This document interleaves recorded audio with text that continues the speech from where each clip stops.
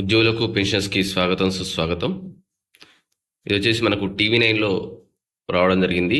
బెంగాల్ ప్రభుత్వ ఉద్యోగులు డిఏ పెంచాలని చెప్పేసి సుప్రీంకోర్టు ఆదేశాలు జారీ చేయడం జరిగిందని చెప్పేసి కింద స్క్రోలింగ్లో రావడం జరిగింది.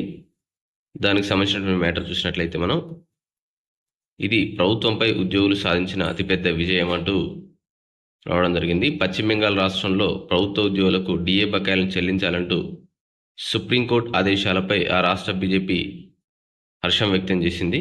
దీనికి సంబంధించి మరికొంచెం సమాచారం.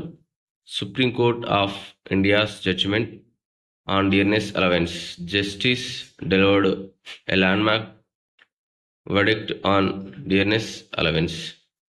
There exists a DA gap of over 37% between Central and West Bengal government employees. The Supreme Court has ordered 25% of the arrears to be paid within 3 months. The matter will be taken up again in August 2025, subject to compliance.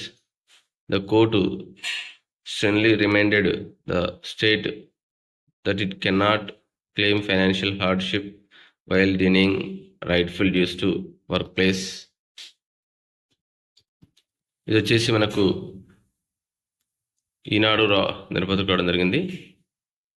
పశ్చిమ బెంగాల్ ప్రభుత్వ ఉద్యోగులకు 25% కరువు భత్యం చెల్లించాలని supreme court శుక్రవారం ఆ రాష్ట్ర ప్రభుత్వాన్ని ఆదేశించింది.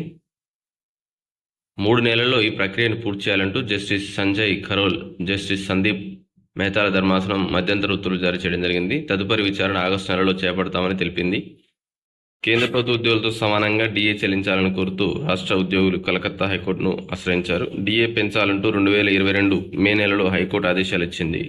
దీన్ని సవాల్ చేస్తూ రాష్ట్ర ప్రభుత్వం 2022 నవంబర్లో సుప్రీంకోర్టులో అప్పీల్ చేసింది. ఈ మధ్యకాలంలో రాష్ట్ర ప్రభుత్వం డిఏను కొద్దిగా పెంచింది. ఈ ఏడాది ఏప్రిల్లో 4% పెంచడంతో మొత్తం డిఏ 18% పెరిగింది. అయితే కేంద్ర ప్రభుత్వ ఉద్యోగులకు 55% డిఏ వస్తుంది. తేడా 37% ఉంది. ఈ నేపథ్యంలోనే డిఏ పెంచాలంటూ ధర్మాసనం ఆదేశాలు ఇవ్వడం జరిగింది.